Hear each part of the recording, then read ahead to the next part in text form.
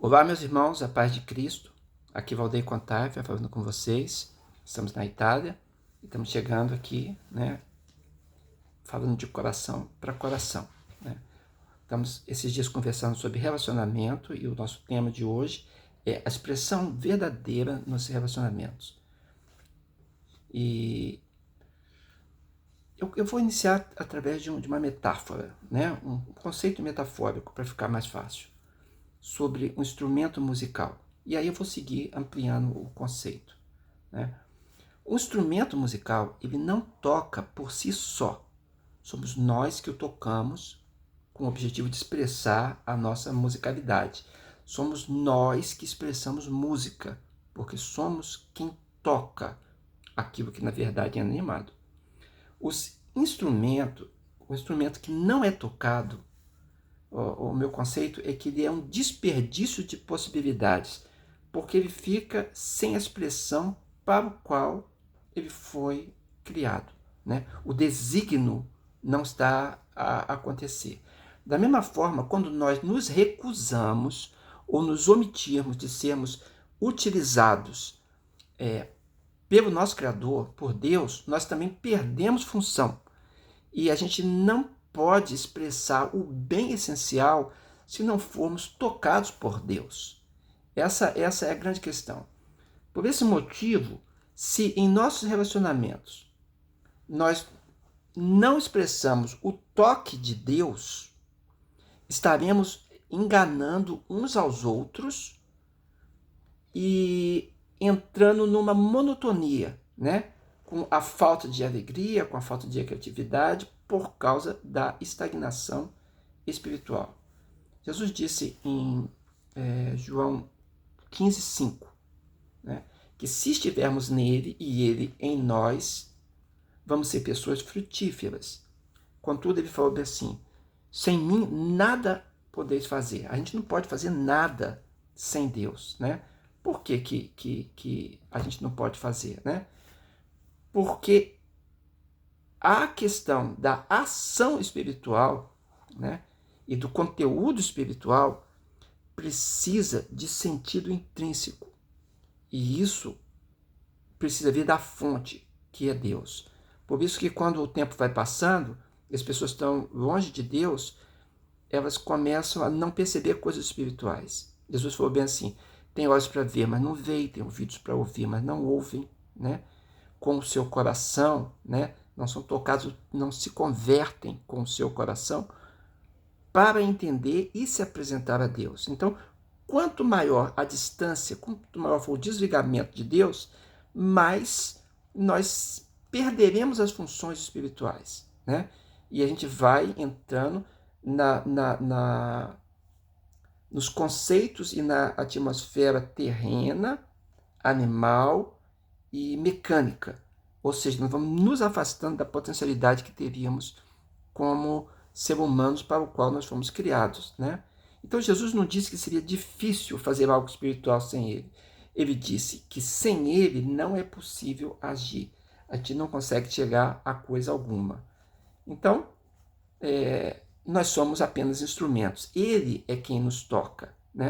Você consegue entender o conceito? Eu estou falando de coisas espirituais. Filipenses 2,13 fala bem assim: porque Deus é o que opera em vós tanto querer quanto o efetuar segundo a sua boa vontade.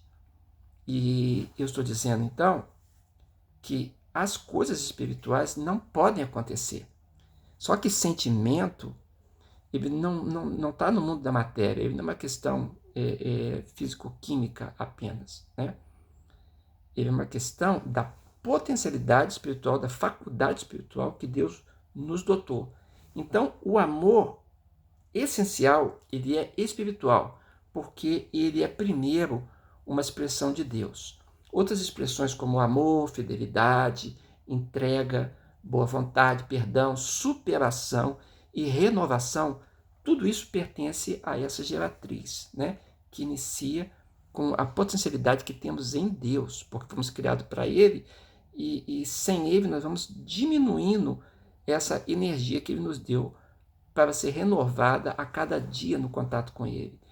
E mesmo diante dos desafios complexos que nós temos nos relacionamentos, né, nós precisamos dessa força interna, essa força enraizada no que existe verdadeiramente de essencial em nós, né?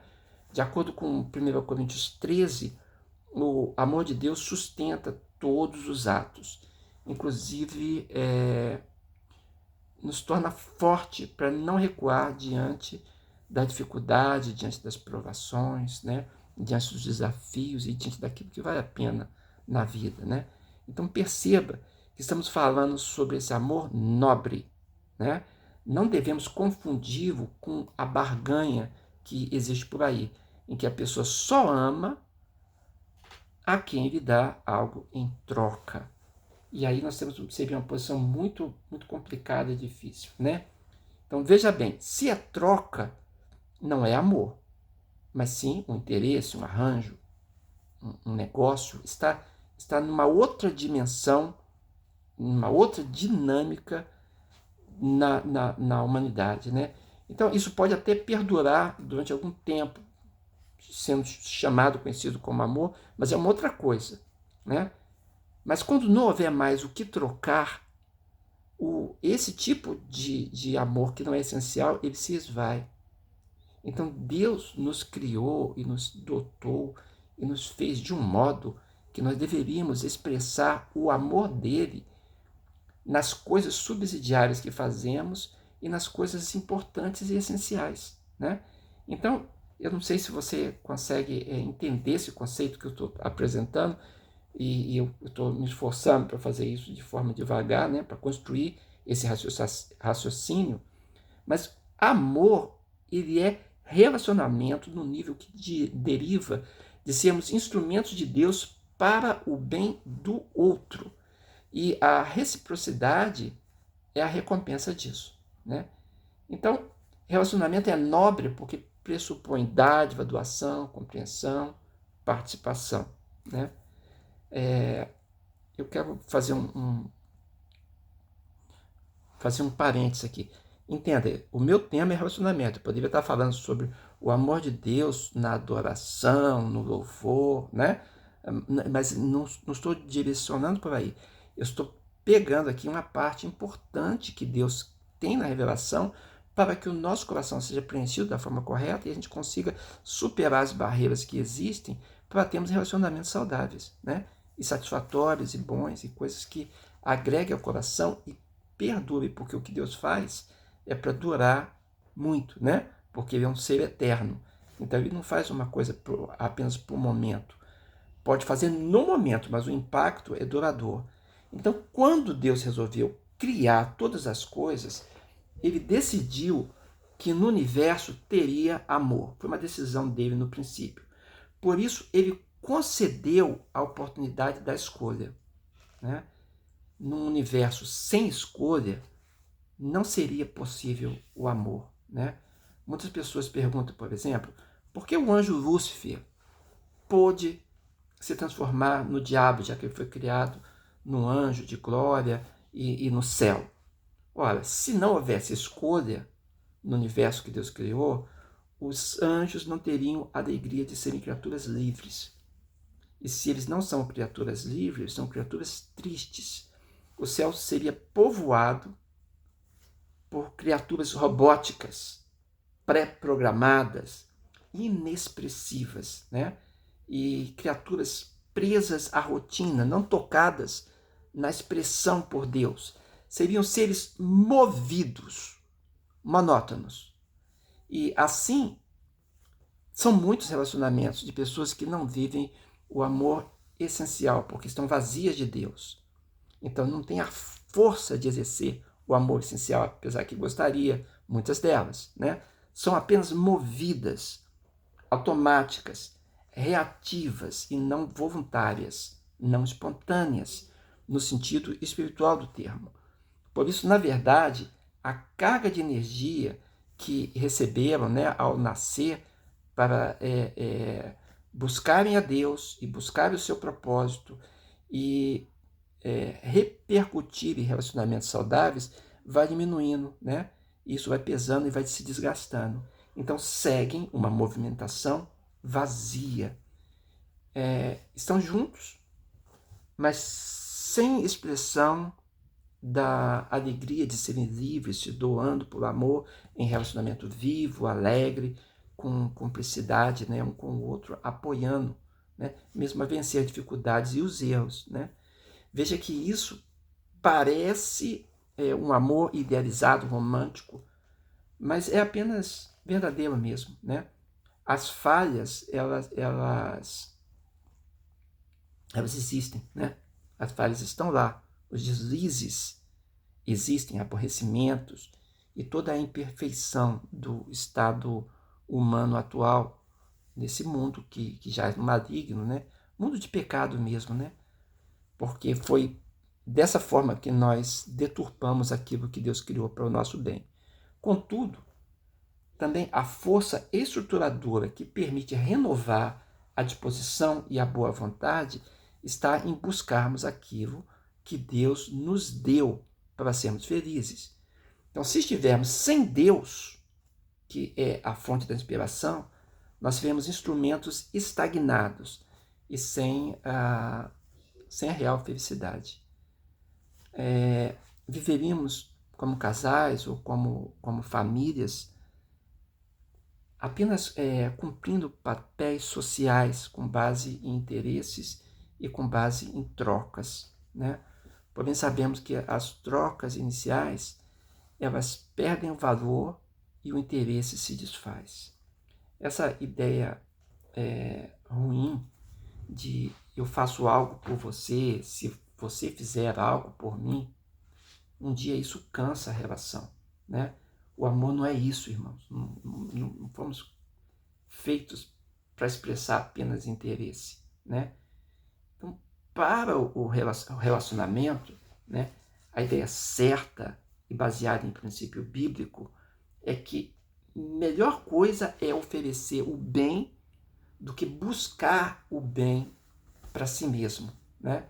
Então, quanto mais desinteressadamente você e eu agirmos, quanto mais a gente fizer isso de forma sem buscar troca, a gente vai se alegrar mais por isso. Né? Mais alegre você vai ser e você vai cultivar, né, um sentimento de reciprocidade muito saudável e muito acolhedor no outro. Né? Mas se iniciar ou se manter relacionamento com base em troca, em interesse, em cobrança, né? Então estava fazendo uma escolha degenerativa e haverá decaimento, a cada dia deteriorando a relação e ao final sobrarão cobranças, acusações, decepção e tanta coisa que a gente conhece, né? E a gente não deseja para nós mesmos, né? Então não se mantém relacionamento algum por muito tempo sem liberdade e entrega, sem compromisso incondicional. Então, o compromisso incondicional é que caracteriza o amor verdadeiro. É isso que é a força de consertar o que está errado e de aperfeiçoar o que está bom. Né? Então, Deus fez o universo com essa possibilidade de escolha para que o amor fosse possível, para o amor ser possível. Porém, a possibilidade da escolha tem dois lados. Né?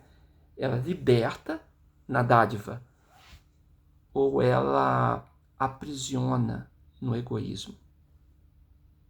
No caso de Lúcifer, no caso dos anjos caídos, dos espíritos, eles usaram a possibilidade da escolha para o caminho da vaidade, o caminho do egoísmo, né? Queriam ser o que não podiam ser. E tiveram inveja, né? E ciúme do ser que era dadivoso para com eles. Assim, perderam a inocência, porque surgiu a cobiça, e eles pecaram. Né? Se aprisionaram pelo resultado de seguir para longe de Deus. Né? Isso é importante para nós. Né? Então, o que podemos fazer? Bem, primeiro precisamos pedir perdão a Deus por acharmos que o ruído, que o barulho que fazíamos enquanto caíamos, caímos na vaidade, caímos no egoísmo, no interesse, no desejo de manipulação, na mentira. Enquanto caímos, fazíamos ruídos e achávamos que isso era música. Instrumentos mal tocados, não tocado por alguém, mas tocado pela queda, pelo ruído, pelo baque, pelo sofrer. Quando, na verdade, então, era apenas o soar do instrumento sem arte, sem instrumentista. Então, precisamos pedir perdão sobre isso, né? Nós precisamos de Deus para que alguma harmonia exista, organizando nossa vida, trazendo beleza e paz aos relacionamentos verdadeiros. Então, a Bíblia diz em Coríntios 13:1, né? Ainda que eu fale a língua dos homens e dos anjos, se não tiver amor, seria como um metal barulhento e ruidoso, apenas isso. Como se fosse só um sino retinindo sem propósito, talvez apenas balançado pelo vento. Tem som, parece música, mas é aleatório. Não é planejado, não tem vontade. E sem vontade não expressa amor, não expressa arte. É claro, você fala assim, mas se eu escutar um sino tocando, eu sinto que o meu coração e posso conceber aquilo como arte. Isso é uma interpretação muito subjetiva sua. Porque, na verdade, aquilo que está acontecendo lá é aleatório. Então, pensa, se nós agimos porque fomos balançados por uma emoção, fomos sacudidos por um evento, fomos mexidos por causa de recebermos algo de interesse, ou por demonstrarmos isso assim, essa força acaba. Ela esvai, é fugaz. E não é isso que buscamos. Então, sem a expressão divina em nós, a gente deixa de ser protagonista nos bons sentimentos e nos reduzimos apenas a sermos contexto. Contexto junto com o ambiente, enquanto outros são sujeitos, protagonistas, por causa que estão vivendo aquilo para o que Deus os criou, permitindo serem tocados por Deus e expressarem o âmago do amor que Deus colocou em nós. Se você tem agido errado, é o outro lado disso, né? A segunda coisa, e aqui eu vou terminar, né? Se você tem agido errado, peça perdão ao outro. Pediu perdão a Deus, agora vá ao outro. Mas existe algo importante. Para fazer isso, é necessário que exista diálogo, porque sem abertura de diálogo, a conversa não terá conexão alguma. É preciso conseguir isso para não desperdiçar ações de significado profundo com oportunidades perdidas. Mas isso é um tema para um outro momento. Aqui eu preciso ser sincero sobre uma coisa, porque faço aconselhamento espiritual há muitos anos. Talvez cerca de 40 anos, beirando isso. Então existe um raciocínio espiritual sobre restauração. Só se busca restaurar o que é valioso, o que tem preciosidade a conservar. Não se restaura o que é inerentemente ruim ou mal. Quem quer restaurar uma coisa ruim? Se na sua busca vocês não tiverem nada de bom para mencionar e para buscar uma restauração, vocês não vão conseguir esse projeto. Vai restaurar o quê? Se na sua avaliação você não achou o que é bom. Mas só quem pode julgar isso são vocês mesmos, mais ninguém.